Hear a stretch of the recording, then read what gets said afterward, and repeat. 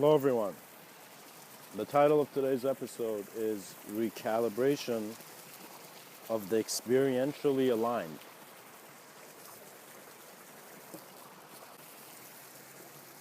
When we look at what the concept of recalibration and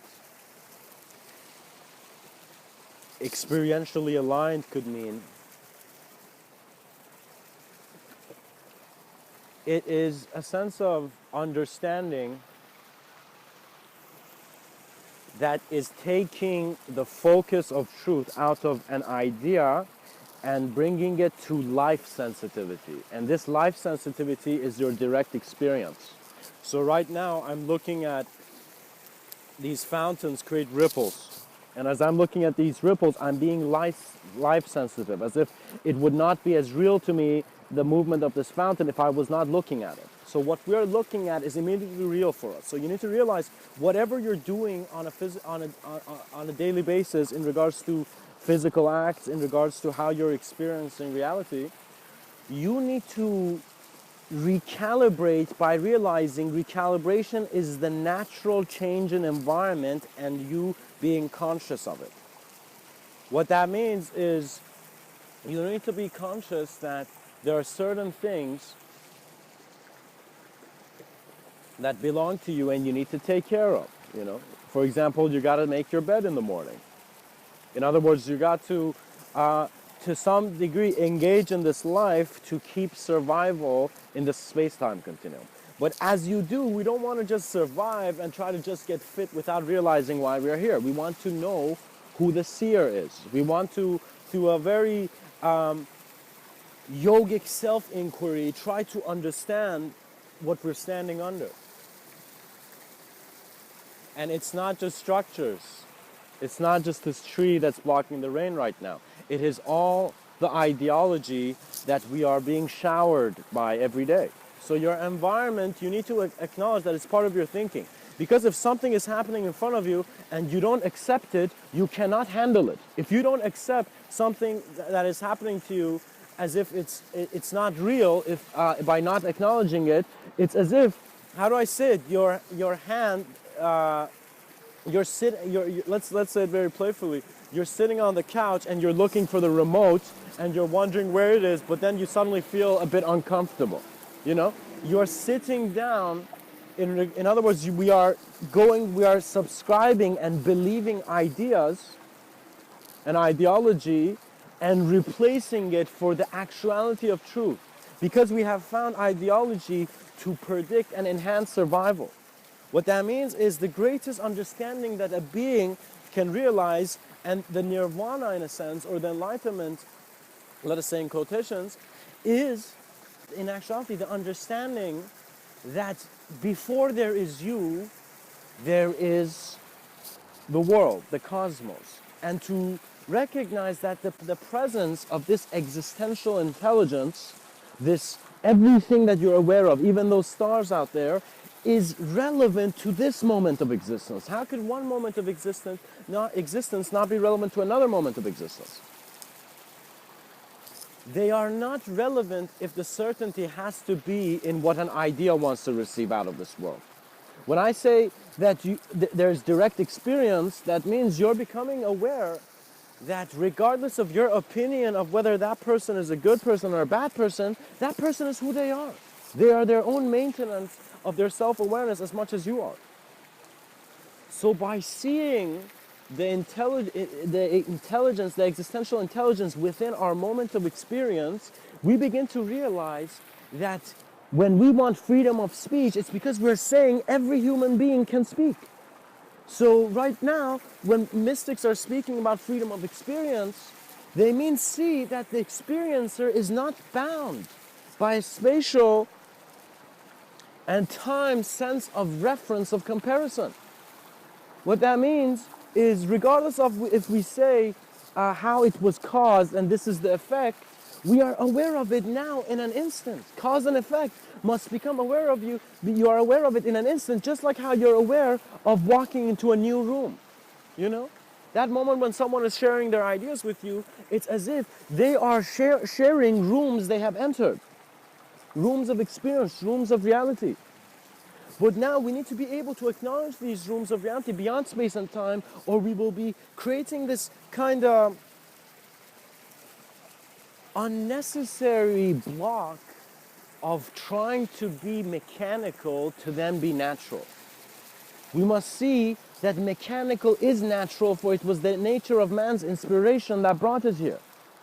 And it must be a greater acknowledgement of man. What that means is, if you were to look at the human species as a kid, this kid is playing with these ideas. He's playing with these ideas that he's only objective, he's only this, but because he's playing with it, there's always more to play with. What that means is the novelty in the experience that is presenting itself as a sense of known and unknown is free. It is beyond a sense of space and time, and hence, since you are a transcendental being, that is how you can be even aware of greater dimensions. The fact that man is having a limitation is the clarification of his multidimensionality. For what is he limited from but the limitless? What that means is we must be playful in being aware that everything is being experienced, and everything that we know and are considering, even our rationality and our thoughts and our actions, are all a direct experience happening now. What that means is my heart is continuing to beat regardless of how much I talk about heart attacks, regardless of how much I see the news talk about, heart strokes. It'd be kind of weird when the human species is focusing on those who are dying every day in regards to its news, rather than focusing on those who are being born. What that means is, if in this reality a world that is suffering is just being communicated, how else are you going to see a world beyond suffering? And this is where you need to, in a sense, utilize silence and stillness just like transcendental wings. Because it is no one else's responsibility to make it clear to you that every experience is originating from how you are seeing the sense of self that you are experiencing. And trust me, the transitions become subtle. Suddenly you might feel that you don't want to communicate in the way you used to. Suddenly you might feel the same routine is not as fun, or it's limiting, but that limitation does not mean something bad is happening to you. That limitation means, all right, now you know where you need to move on to. Now you know how that experience was, and you can use it in the inspiration of the next.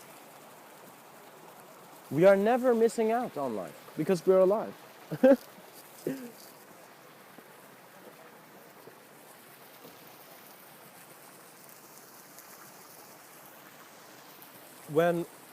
When I was younger, I looked at the concept of personality, and I looked at others. And I realized everyone has their personality. But before personality, there seems to also be another communication there. What that means is, before someone talks to you, you are receiving what they are. So the concept of presence became interesting to me, because I've seen that there's a difference between the presence of, for example, a man like Napoleon, and a person who cannot get off, the couch. There are differences in how life is being lived in the vision. So what I find is more important in regards to inspiration, and even in the pursuit of meditation, which Ramana Maharshi very beautifully said, meditation is your true nature.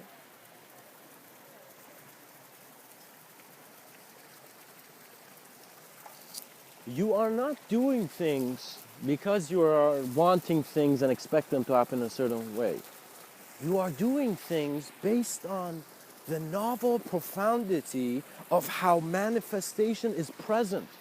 So my greatest contributions and, in a sense, expressions of the moment have come when I have had no other opinion. No idea. It's as if to be honest, I felt like an honest fool. But once the fool part goes away, you feel very honest. And in that honesty, you see, you're not being honest for anyone else, but to realize the revelation that is in an instant known through self-inquiry. What self-inquiry means is it's not a crazy concept. It's someone saying, you've been looking at others to see how to live. Look at yourself. Begin to learn from your ways. What that means is it became phenomenal to me at some moment. I just started paying attention to how I was walking, you know? And I had not paid attention to it. It's as if it was on, you know, cruise control, and suddenly it was on auto cruise, and suddenly I just, you know, began to check it out, and I went manual. And I began to see that it is all naturally aligning itself based on how much I see myself existentially having the allowance to be here. What that means is we see that we don't have judgments on who we are, but when we see others, we have a lot of judgments. But a self-aware being begins to see that all those judgments of others that's coming to him is actually suggesting how self is living. So there was a sense of ignorance until I realized that, wow, every moment is divine. They said be grateful for your food. Oh my God, you shouldn't just be grateful. Then you should be grateful of how you are conscious, of how you are consciousness. Because this knowing of consciousness will take you on a very glowing path. It will take you on a path where you are existentially confronting all that you are in the moment. So don't worry about bullies and the challenges of life. You are bringing everything. You are confronting the chaos and order as if you're meeting old friends to tell them what's the new thing. To tell them what's really what you are in a sense, and what you have been doing. You know. What that means is be playful, because in playfulness, your mind is not having a constant set of judgment from an external circumstance. We are beings in social and cultural systems. What that means is these ideas are flowing around and they're shaping things. But we must see that our sight is our clarity.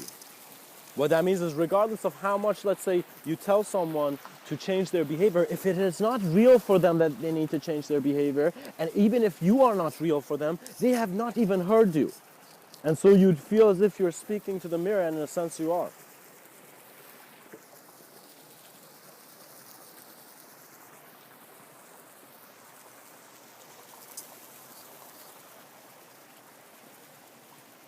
We want to, more than trying to do something that works, try to do something that is sincere and honest. And what that means is don't assume ability that is not real. Do you know?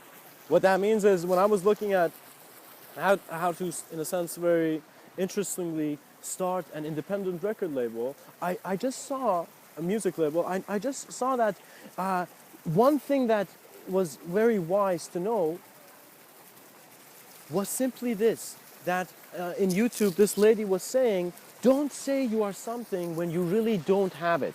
For example, if you think you only have an idea of a record label, that is not a record label to go around telling people you have a record label. Even though sometimes word of mouth is required.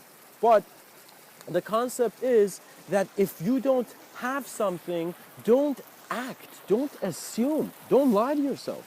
Look at yourself, see what you are, and in your simplicity, reveal your genius. What that means is, I don't know what idea is making people stressed or depressed. And you know, when you ask them, it seems that we have tons to say, but what are we really talking about? And it all comes down to how you are seeing it. Out of this choiceless reality, out of how we see animals are going, and their self-awareness is perhaps a bit, even though we create our own sense of hierarchy, but is in a sense less self-aware. You know, there are less evolved species as we consider. Even though it should not be like that, all beings are being in profound ways. The limitation is a choice. And when you look at the choices you have made, you are again confronted with making a choice. And so it's that moment where the advanced communicator, the mystic, and even the beginning spark of the pilot of consciousness you are not keeping a hierarchy to always compare it, but you are using every branch of knowledge as a reference that naturally will become relevant to you based on the steps and the actions you're living. What that means is bring everything to how you are simply present, and you will see that complexity will have to be simple to be received by you. And what that means is your mind does not make it complex before you've actually looked at it, and so there's never a concept that things are complex. Every day we are being given feedback on how we are living. You need to look at your actions and begin to see that some parts of this have naturally come. So respect every position and platform of a moment you are in. You know, whoever you are. If you've done something good, bad, it doesn't matter. Just acknowledge your presence and who you are right now as a moment of existence, and this cannot be judged. This is intelligence. But now begin to see, because you are aware, because you are looking at those ripples on the pond, you are an intelligence that is not to be, how do I say it, distorted. So you need to seek an existential clarity, which is an experiential reception that is a recalibration of how reality is real. What that means is, to some degree, these words are dancing in the way you're hearing them, but at the same time, in the silence after,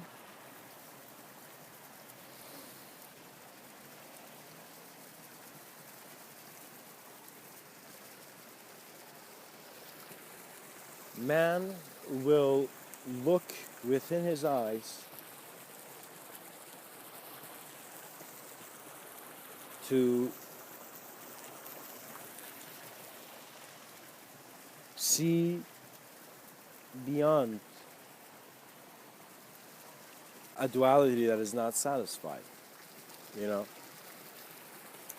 So you gotta kind of see it like this, that it's your life, but this sense of you has known and unknown aspects, and the known part can be depressed. The unknown aspect of you, the unknown part of you, you don't know what its ability is. And that's the empowering part. Because you don't know, you can know. Because the Zen Master's teacup is empty, it can be full. But even that fulfillment is empty because you realize emptiness is present there. What that means is, if you were to, in a sense, go again in nature and be in complete silence and stillness of your own being and observe, existentially observe what is happening as a moment of being, ideas will shift because your attention will not be on them, because you're looking more holistically. What that means is, that moment when you were looking, let's say in north, and you were looking at your periphery, you know, which was on the west and east, you immediately took a turn. And as you kind of looked towards the east, you suddenly saw that north had come in your periphery and south had come in your periphery, but south was a new periphery. Do you see? And even east is giving you a new view. So, in a sense, what is being said is, there's a lot of ideas, and when you look at who's having these ideas, the thinker is nowhere to be found. What that means is, you'll begin to recognize in your self-inquiry that you have a certain way that you've been accepting things, you know, based on the steps you've taken in this life. And so, in this natural noticing, you will have the comfort to see that your mind, or what you consider mind, which in a sense it's best to call your moment, holds all that you can produce, all that you can express. So that moment when I thought, what am I gonna say when they ask me, I realized I have lived enough to have a sense of knowing that can respond. And so in my trust of life, the self-talk went away, all the to-do lists and to-be lists went away. And in a very, I guess, mindful, transparent, and in a sense, transcendental because it was selfless way, I began to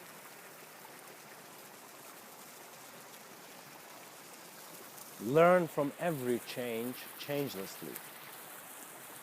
And it's as if an eternal knowing is really based on how much you engage. So before, let's say before you're given the concept that you're a temporal being or an eternal being, what are you encountering? What is your movement? And you see it's very natural. It is only when you create a world you can die in that you begin to fear that death, because you have put the potential there. But a man who is oriented with the natural knowing of what his being is here to do, you are going with the change in your moment. And this was very profound for me. There was this time that I was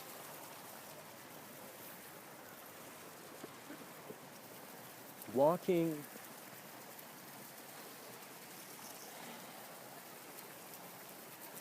into the park, and I remember I just stood there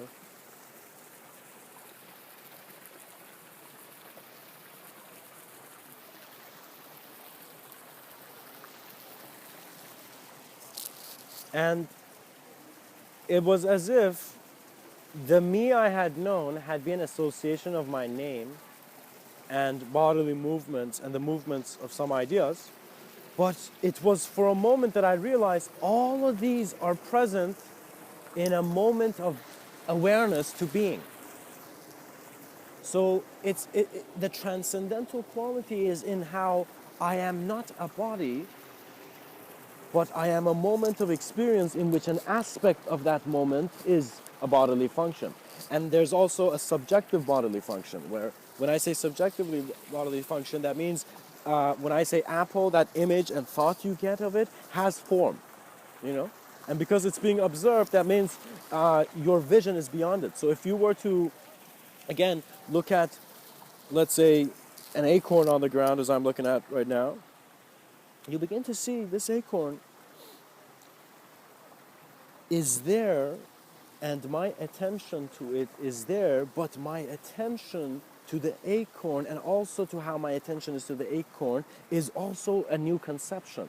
And it's as if we are never not taking part in the consideration of subtler aspects of reality. You know, it's as if you're taking in both the intense moments in life and the non-intense. And this spectrum of intensity is really based on how you have experienced, you know? What that means is some beings choose to handle their life with a certain, I guess, grind, or with a certain toughness or an intensity of movement and action, you know? And that's because that's how the being is designed and in a sense has come here to experience. Others are not as much, let's say, people have different intensities, and sometimes these intensities change, and your state of awareness and being is in constant flux because this reality, this universe is infinitely expanding. So that moment when they're telling you it's an expanding universe, you're like, okay, everything is stretching. Every instant that I speak, it's not just my hair growing longer, it is the universe also extending, expanding.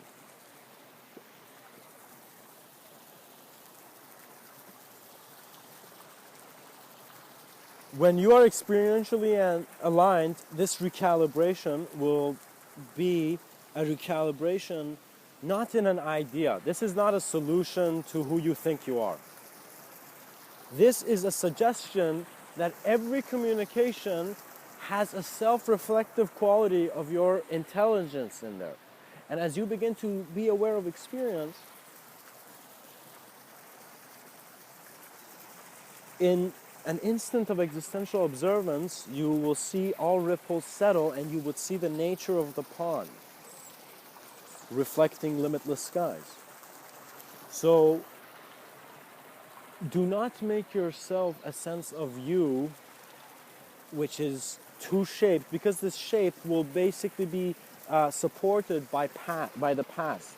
And so you would be carrying a weight. It's as if you're carrying a backpack with photo albums of every experience you've been, and you're like, gosh, this is me. I can't let go of this backpack. It's what I've lived. But to be honest, in an instant you can. In an instant you can just be in nature and just be there, and you would recalibrate. And this recalibration is so profound that you might suddenly see attitudes leave you because you are no longer seeing in that sense of self. And you know why self-inquiry and deep self-contemplation in nature is very crucial and very important, and also very beneficial? Because it is always expanding. It is as if your attention is going on the whole moment rather than an individual part of the moment, or individual parts of the moment that create a relationship, which we are trying to suggest. The thing is, the unknown variable that perhaps many quantum physicists or many theoretical physicists may find in their equations is an unknown factor which will be always unknown. Because what is keeping the value of that being unknown is a certain knowing that is changing. What that means is you don't have the same unknown. Even though we do carry certain senses of linear identifications, I guess, identities, I'm this guy, I'm that guy, I'm like this, I'm like that, And we do this, of course, for language, and we need to simultaneously acknowledge that language is playfully done through consideration of abstract conceptualization to be the same. So what that means is when you're speaking to someone, you see them, right? But you must also see their presence in ideology in regards to the value that you are giving that person, So for Mr.Within, it seems that every human being should become aware of their being and then see how the human idea is present in that being based on the actions being done. Because when existential intelligence is acknowledged as present, you do not create ideas. You don't think you know people, but you see that you know them when your attention is there, present with them as they are.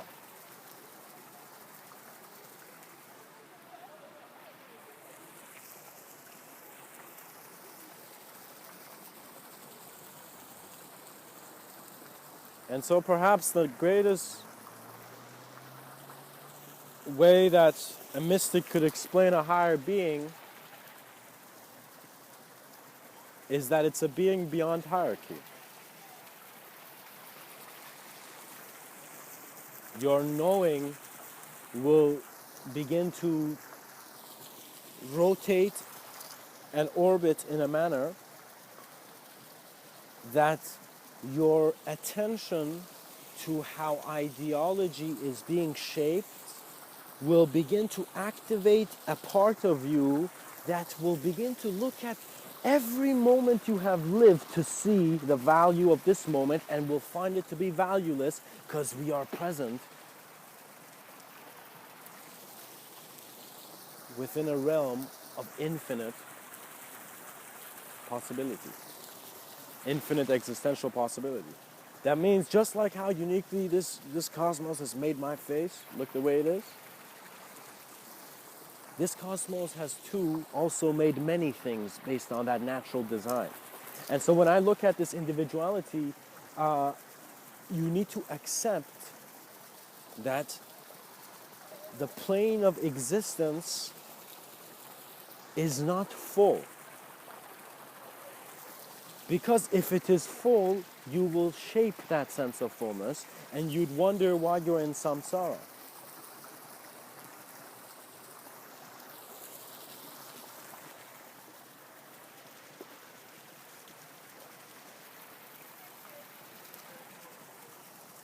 What that means is that moment when I realize that I'm looking at an ant, and to that ant I seem godly, there came this question of what is looking at me, just like how I'm looking at this ant. And as this view became present in my mind, I began to see, how would I know? And I would see, how would that ant know that I am here? Only if I engage with it. What that means is beings of a higher, let's say, higher in quotations, of a higher dimension, are observing us in ways beyond our conceptualization. So they have to come to our conceptualization to advance it. So what that means is, it seems that I need to go to the ant to have it come on my finger to just locate it into somewhere else, But the question begins that why are we questioning the phenomenon? And so when you see that individual consciousness was simultaneously present within an implication of collective consciousness, to some degree, words were enough. After that part, the bridge was no longer in words or ideology. We immediately confronted our duality, and we went into states of a very empty clarity of mind, and in that existential observance of all things, we find the intelligence that is nothing. That is an intelligence beyond no thing. Do you see?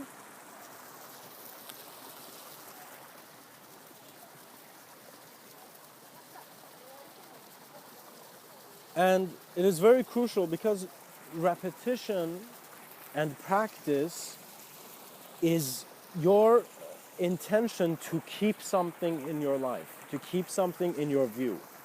So you would see the things that you love, you will pay more attention to and maintain in your reality.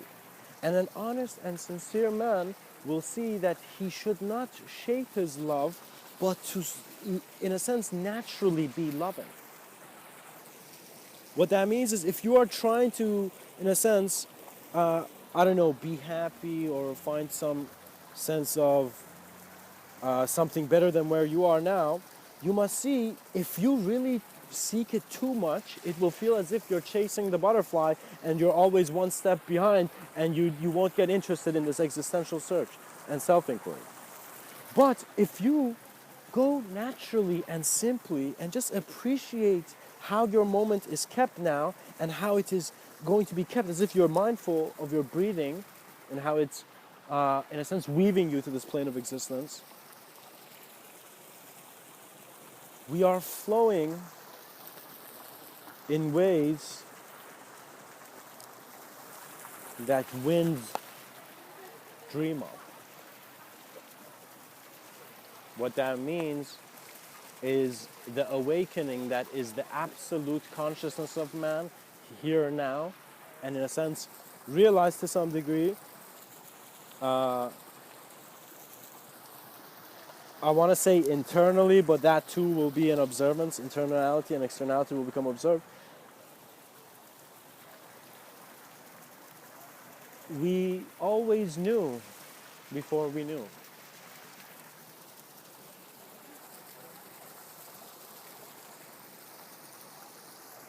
Don't get lost in ideas.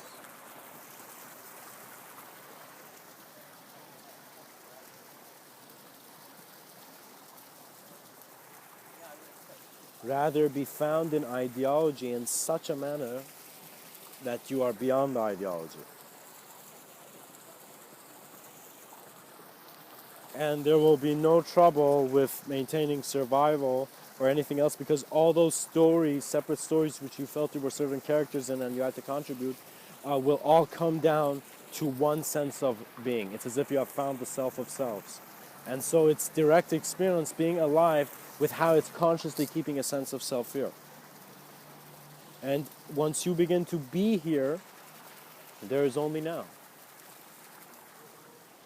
And why would man speak